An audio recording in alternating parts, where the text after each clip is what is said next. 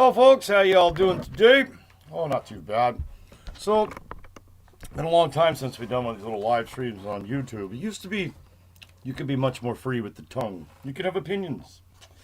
We're not allowed to do that anymore. But be that as it may, I want to let you in on a little secret. Now, this is an old sort of a lecture I did, a speech. I write these for fun, and I'm just going to use it as notes and try to be clean and YouTube friendly.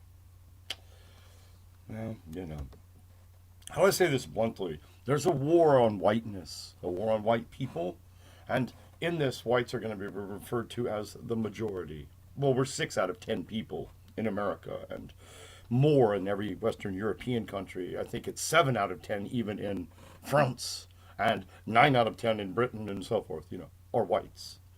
So they're definitely the majority. So when I say just if you don't live in the USA, just kind of apply the ideas to where you're at, and you'll find they're very transferable. It's because we have a common rot. Build back better. The majority people of the United States of America made the United States of America. Yeah, we the living majority people are America. Blood draws to blood. America's us, and we are it. There it is. No. All else is PC, liberal, commie fantasy. Diversity, tolerance, equality, those are all just commie buzzwords that describe no real world items or events. No such device exists.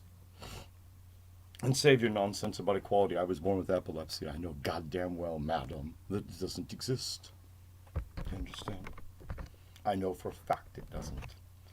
Stated plainly, and this is take notes, diversity is not a strength. Diversity is not our equal at building up a great nation in any way whatsoever. Diversity aren't civilizational builders, You see, people build places. Places and materials do not build people. This being so, tolerating diversity is irrational because diversity brings poverty, squalor, and crime everywhere in the West it resides. Whether it's Kurds in Germany, there's a few model minorities that you can break out with, but in the main, I'm right and you know it. So quit cucking. Could we please Martin Luther King lovers? Yeah, I can't stand you colorblind conservatives the most. You're the most, because being neither hot nor cold, you must be spewing forth. You're cowards and sellouts. Now, what I say here, this is the truth and the most stark reality of the matter. It cannot be undone by social programs or education because, again, race is a material, real fact, or any other human effort, as it's just part of the biological, hardwired facts of reality, kind of like there are 2 biological sexes and no genders at all. Right. The fools can lie to themselves, but some kinds are not equal to others, and at building and maintaining a first world civilization, some people don't really become ever literate or artistic in any real significant way. Yeah. Their idea of art is some stones stacked up with blood sprinkled on it, See, cargo cults and such. Yeah. You see, it matters who we import with this mass immigration. If it was from Europe or from the former Soviet bloc, it might not be as bad. But when it's from Eurasia, when it's from Africa, when it's from Central and South America, it just brings squalor, like I said. That's it. It's the truth, what I say. I won't cook to these so-called values of the GOP or the Democrats or the media tech giants. They'll have to burn me at the stake. You see, barbarians, when we import these barbarians, they build nothing worthy of being called a nation where they live. And so why wouldn't you expect that the same thing that they have at home is what they're going to create here? It's exactly what you see happening in southern Florida. The areas where the Haitians are living are going down, whereas amongst the Cubans, the darker ones tend to live like the blacks do, and the Cubans, or the Haitians, and the lighter Cubans tend to live like the Blanco whites do. Why is that? Oh, and Cubans are very racially cast aware. All Hispanic peoples are. Yep. Am I the only one who knows this? Every Cuban and every Mexican I've ever met wants their daughters to marry up in the racial caste, not down. They always want them to marry a higher castizo or a blanco, not a zambo or a mestizo. That's just how it is. There's a fact. And it does matter to them. Accordingly, if political correctness through mass immigration replaces the white majority, first world Americans, with barbarians, and makes them into a minority among alien and competing hordes of barbarian minorities, it will keep the shell, the forms of America, but all of its life, substance, vitality, and greatness will be gone. And let's remember, I wrote this a long time before Donald Trump ever existed. The very first of these that I sketched up were done in 2014. I have it on a blog in time, so you see. What one will have, in fact, if you import all of these minorities, these barbarians, is one big Detroit or Camden or Gary, Indiana, writ large. Think Mega City 1. Mega City 1 from Judge Dredd, bro. And frankly, this will be an example of a once great people going mad and building up their own funeral pyre, like Lord Denethor on Lord of the Rings. Burn me alive! You see, I want you to say this with me. Diversity is death with an I. I die by diversity. Diversity is death with an I. I die by diversity. Diversity is death to the first world. Tolerance is a form of servile timidity. Mass immigration is an ongoing gang rape and invasion of our people and their lands. And multicultural is, well, frankly, it's no culture at all. It's the culture of child raping, lying, satanic, two-faced so-called entertainers who, frankly, should be given the Jacques de Molay treatment. It means lit on fire in the middle of the Seine. De Molay was the last grandmaster. He was burnt because he refused to play their games. Anyhow, it's a great story. But later. Back to America today. If we bring in enough of these, let's just say Somalians, for instance, America will be Somalia. You see, if enough of those primitive, backward persons are imported into the Midwest heartland, it will cease to be a productive breadbasket and become a fully dysfunctional basket case. There is no doubt about this. Let's just look at Rhodesia, when it had the 10% or so of white farmers who fed the world and the nation. And now, is it Menenga still running the Zimbabwe? ZANU-PF for the win, That's the Zimbabwe People's Union, Oh, yeah. Oh, Yeah. The reason for all this I'm saying to you? Well, because I want to have my say, and because I reckon somebody should say it out loud. We all know that there's just so many lies in our face around the world that I refuse to be silent about them, I mean, look at my face. I've had enough nicks and cuts and bumps and bruises that, frankly, these people saying, you're a racist, you're a Nazi.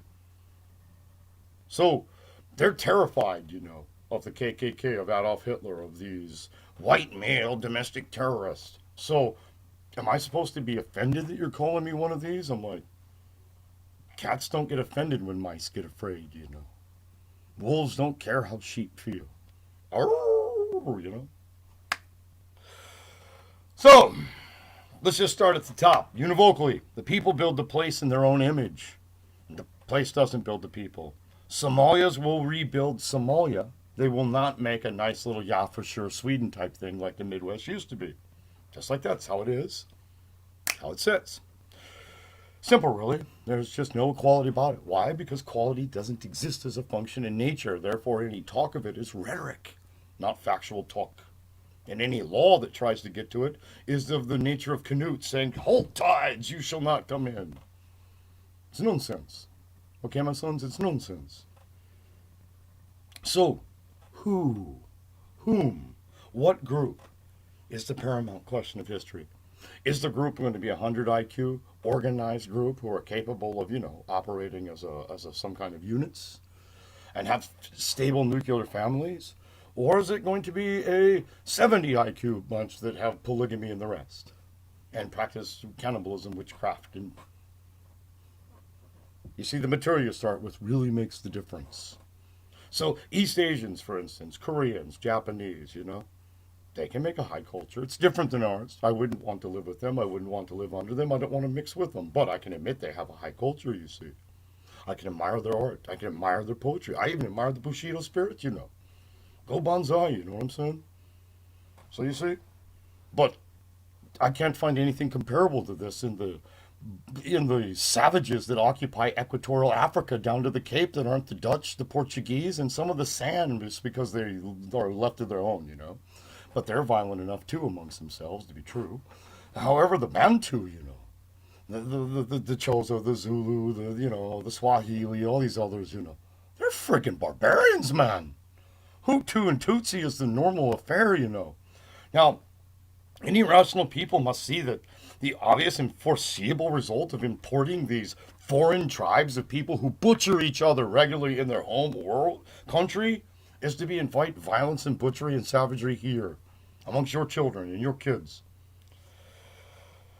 Now, you know, you'll just have third world feuds, violence, savagery, and overall barbarism here. Not a richer America, but a degenerate, backwards third world, frankly, either prison house or police state or just failed state. Think Western Roman Empire the last 50 years, you know, right after they killed Aetius and until the Odysseus set aside Romulus Augustus, you know, just kind of limbering along, but not really there. We'll look at the Biden presidency. We have a zombie, a living dead creature that can barely speak sentences. I mean, I was born with epilepsy and given downer drugs that make what happens at MK Ultra look nice as a kid, but I speak better than Biden, for fuck's sakes. That guy can barely talk. You know?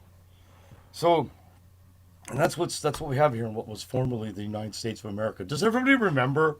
Like, I can kind of remember when, well, Jimmy Carter was a silly bastard. I always thought he was. I never really agreed with his policies. He at least could state what his policies were in a reasonable, calm, rational, more or less polite way, do you know? Right? Even Bill Clinton, for all of the slimy, snaky bastard that he was, and he really was, he wasn't even as rude and vile when he was president, you know?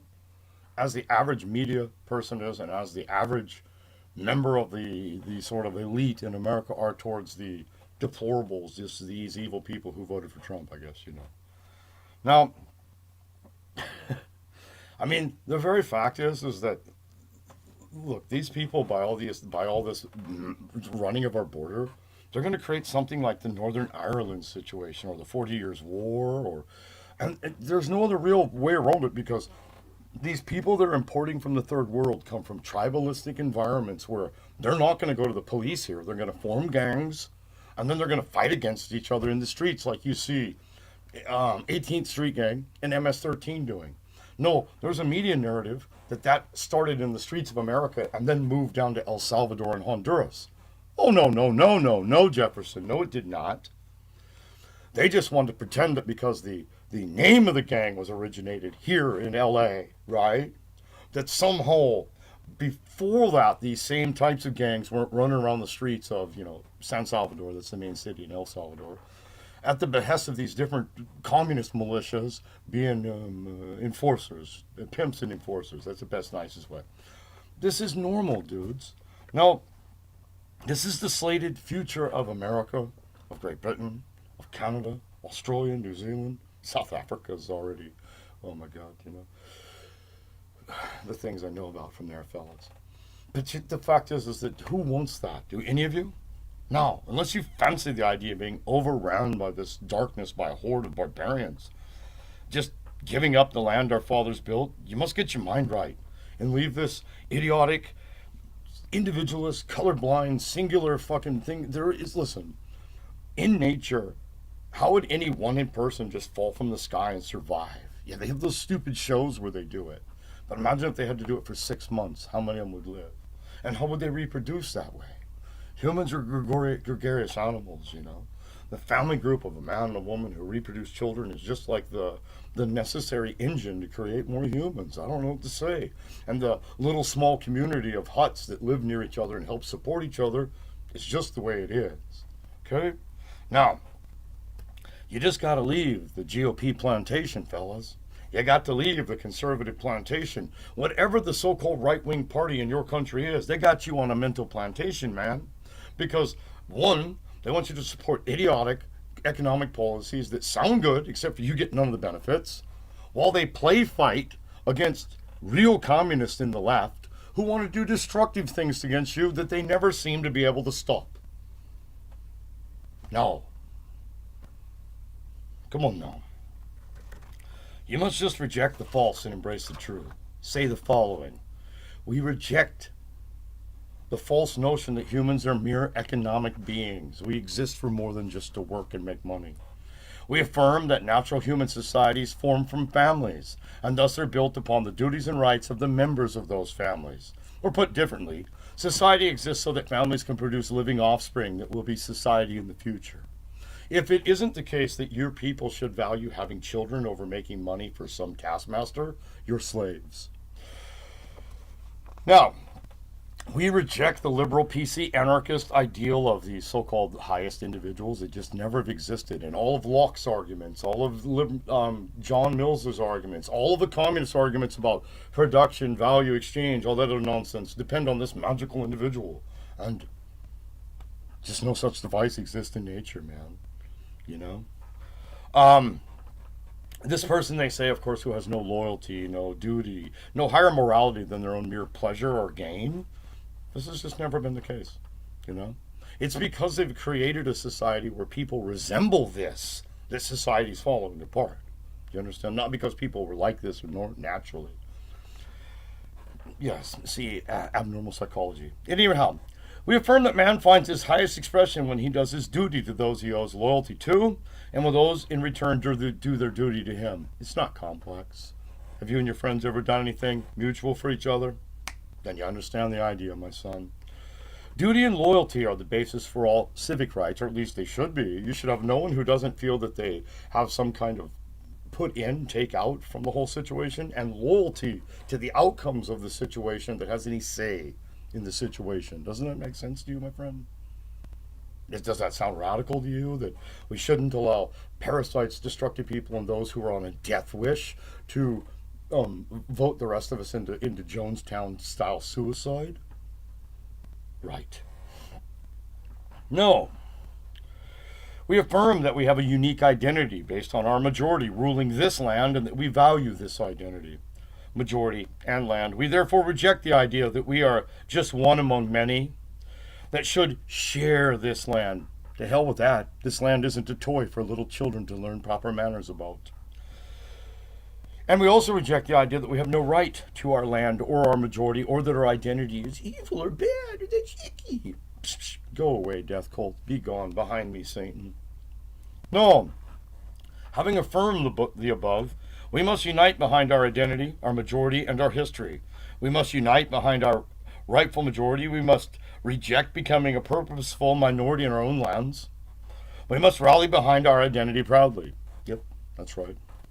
We must unite around those things we love. We must loudly proclaim that we object to our families, homes, communities being trampled, downgraded, and destroyed by barbarian outlanders, particularly when it happens by edict from above, where you shall take these people, where, government programs move them in against your will. Yeah, we really object to that. We must and shall unite around our hearths, our heritage, and our history.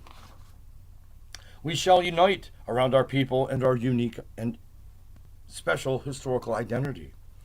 I mean, all of us have a portion of our genetics that go back to Europe, to several Ice Age hunter groups, You understand? Do you have the light eyes and the proper skull shape? Then you do. Yeah. Now, listen, that's way more of a real thing than any of this, my values, my identities, my genders that they try to polish off. And because we can select DNA and look for those traits. That's why they can find a few fingers in the forest and know your race. Because race is real. Physical anthropology is true. And their poppycock about one race is a fantasy. So, we shall unite as one nation. Proudly, loudly, and happy. We shall unite. Say it. We shall unite. Say it. We shall unite. See? We shall stop PC from displacing us. We shall stop PC from destroying our identity. We shall put an end to its aiming to subvert and harm us while degrading us in our own homes. I mean, frankly, shut the TV off. Fill your mind with more important things. Find books, read philosophy, read on God, find the Bible, do anything else. Play a guitar, learn music, you understand? Dance with your children. Have pillow fights with little kids. That's always fun. I don't know. I mean, it's a good personal favorite. You don't like pillow wars and pillow forts. Who doesn't? Come on now. And anyhow, we shall put an end to its attempts to destroy the family unit, confuse the genders. The genders don't exist. Biological sex is reality. I can test for that. That exists. The rest is mostly delusion and insanity, to be frank. As well as stop its attempts to poison our youth's minds by means of indoctrination, fronting as education. I mean, this notion that maths be racist because Euclid be a white man, and I was blown. I thought it was satire, but no, that's an actual initiative being pushed by several different schools. It's out. I'll read it to y'all one day. We shall stop cold its attempts to break down our people morally, spiritually, ethically, and destroy their false system of thought totally. I don't even accept, I reject their nonsense right from the root, Their whole, we just want to be free to what? For what? In what capacity do you mean free? I mean, these people act as if I say, I don't believe what you say, and I think that your assertions, your identities, are a bunch of fantasy, that in some way that I've poured gasoline on them and lit them on fire. Like, what is this? Crazy. Like, as if, remember when ISIS was actually burning Jordanian pilots? They try to equate the two because Marxism has taught them thinking a thing makes it materially so. It has to be stressed. And that's one of the parts of their system of thought that has to be, but it has to be understood to be tossed out. Do you understand? And I know it's weird. And when I first come upon it by reading 1984, and when most people who read O'Brien, they think O'Brien is fronting, that he's lying to Winston, saying that he believes these things to break Winston down. But no. It come to me that O'Brien was being deadly serious, and he believed that by the party saying that the thought of a thing was, the material of it was real. You see? So you having any thought that deviates from them makes you ISIS, which makes you the enemy who can be bombed from the air, you see? That's good Marxist-Leninist reasoning. And that kind of reasoning has to not be taught at our schools. It has to not be taught at our academies. Now we need to replace that with a morally, ethically sound education and general thought paradigm in line with our values and that serves our end and that's more, life affirming. Yeah? Now, however, to get there, we got to unite as one strong whole majority and push aside their false two-party system. And remember, the GOP hates you just as much as the Democrats. And those few of you union workers that went with the Democrats, how's that working for you now? I know why you did. I get it. If I was down where you were at and I had the information available to you, sure. But they lied to you, man. Admit it and go forward like a man. Both parties hate all y'all. That's the truth of it. Are you their donor class? Then they don't care about you. Now, we must affirm our minimum demands to be one people in one land, under one law, with one way of life, living by the lights of one culture, unitary, strong, whole, united as one nation. Now, folks, if you are part of this white majority, a citizen in what's soon to be the former United States, like I say, this chaos that they're inducing, even if we do survive the $30 trillion in debt and find some way to rebuild our industry and get out from under that, which maybe, but it would require basically someone like me to be in full charge right now. You do this now.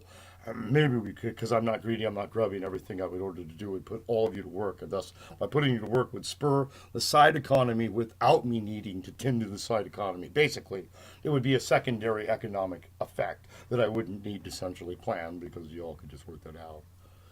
See, this is where I'm much smarter than these bureaucrats. I know that I have limitations on what I know.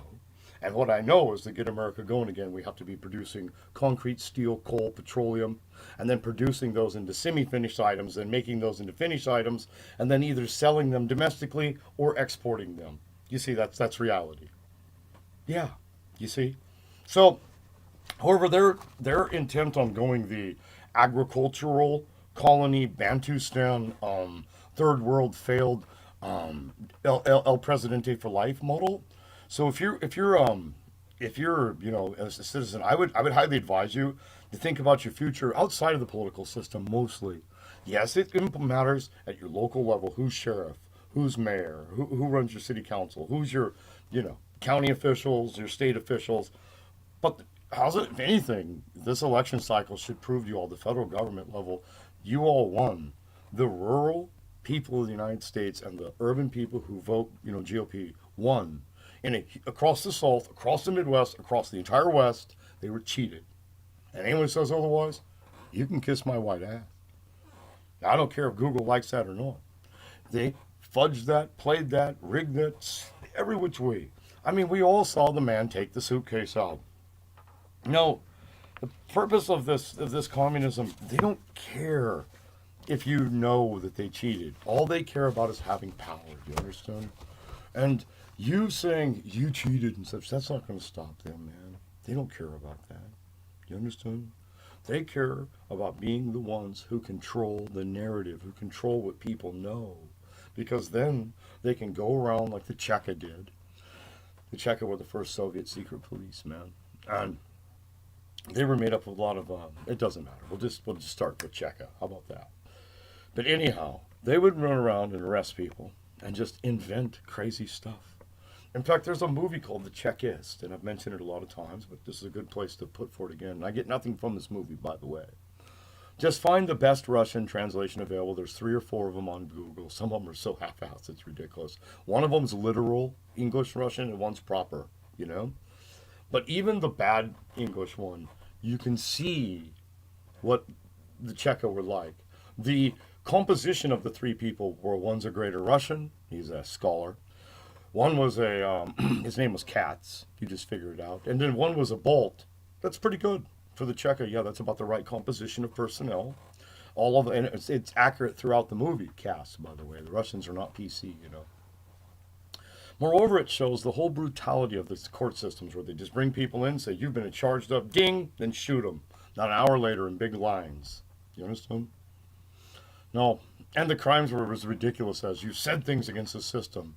Now there's a funny part in there with the Jews going insane on each other. That's really funny, to watch that. But the more poignant part to what we're saying right now is the part where they say, what do you think about the dictatorship of the proletariat? And he says, it's an absurd concept. There is no such thing. And it's like, die like a man, die like a man. Do you know what I'm trying to say? It's really, and the other part I like about the show is it also shows how these crazy ass demented harpies, you know how Antifa people think, well, they're a bunch of drug addicts and they're degenerates and so forth. In this show, so are the Chekists. You see?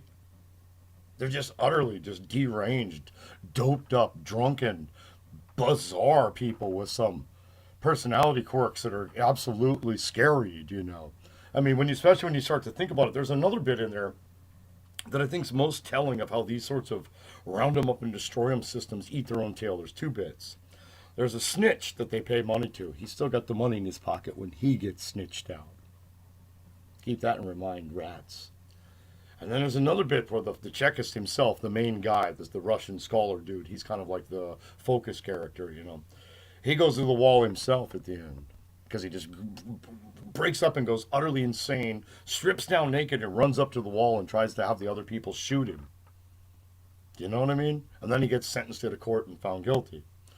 These people are, when I say demented and insane, I mean demented and insane. So that's what we're looking at. That's exactly the kind of thing that you're looking at. Okay?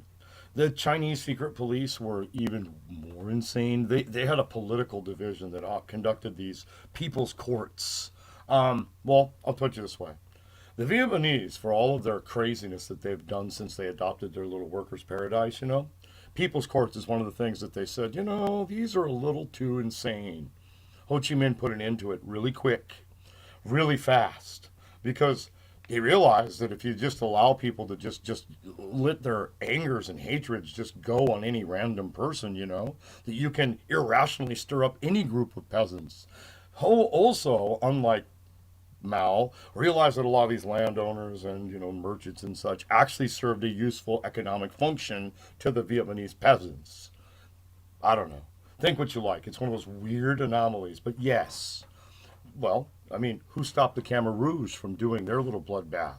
That was the NVA that did that, the North Vietnamese Army. Actually, it was the People's Army of Vietnam, but you know what I'm trying to say? Crazy, isn't it? So, what I'm trying to tell you is that the communists inside America, Great Britain, Australia, New Zealand, they're of the nature of Chairman Mao, these Chekists who were anarchist communists, by the way. Many of them were, about half of them were Bukharinites and such, believers in the writings of Kropotkin and this sort of thing. Anyhow, and then Khmer Rouge style ones, when and you've already seen their people's courts. It's called cancel culture. Just imagine if those cancel culture people got somebody surrounded and they thought they could henpeck them to death. This is exactly what the Chinese did. Go look up people's courts. Ping is a thief. Ping is a murderer. Down with Ping. You know what I'm trying to say? This is what you're looking at, fellas. Now, what's going to facilitate that is the third world transformation of America, Great Britain, the rest into these multicultural cesspits, because in the capitals, in the urban areas, the PC people will be able to mobilize these people saying, white supremacy is keeping you down. Because remember, the Maoists explicitly are anti-white, anti-colonialism. When they say anti-colonialism, they mean you. Dude, do you have blue eyes? Are you a Wuxi devil? You understand, bro? You have any concept, man. Now, right, because you see, China was basically colonized by the East. Now they're mad. And so that's why almost all of these crazy communist operations funded by the Chinese all over Africa, first thing they did was wipe out the white colonists, It didn't just happen in South Africa out in the hinterland. It was still happening there. Or it just in Mozambique, or just in Zimbabwe, or just in Angola. You get what I mean here? All of these places it did. So all of those people are just evil colonizers who deserve to die? Right. I think you've been drinking too much of the Jonestown Maoist Kool-Aid, bro. You see, many of you conservatives have just agreed that all white people who were ever brutalized by these Maoist little diversity pets deserved it for some reason. They had it coming to them. Well, that wasn't until the diversity pets started burning down your own businesses last year from the I Can't Breathe riots. Yeah. But by then, where people like me have been saying since about 1995, 1998 at least, that tell you, you conservatives, one day they're going to round on you and they're going to call you Nazis the same way as they call us Nazis now. And here we are, where everybody just slightly to the right of Mitch McConnell is a neo-Nazi and a white supremacist and domestic terrorist who has thought evil things, and because he's thought evil things, he is the Taliban. And because he is the Taliban, they can just tee off on you. They're already talking about investigations, talking about secret police, lists. They have camps they want to build all over the place. Camps, what do you call it when they're using a facility to hold you? They don't give you a choice to go there, and if you leave, it's against the law. Is that a detainment camp? Doesn't matter if it's called a hotel, a motel, or a mining camp. It's a detainment camp, bro. Those are popping up all over the West under different names. This is a creeping, rolling totalitarianism of a bad nature. And if you had to say, what political ideology does this most represent?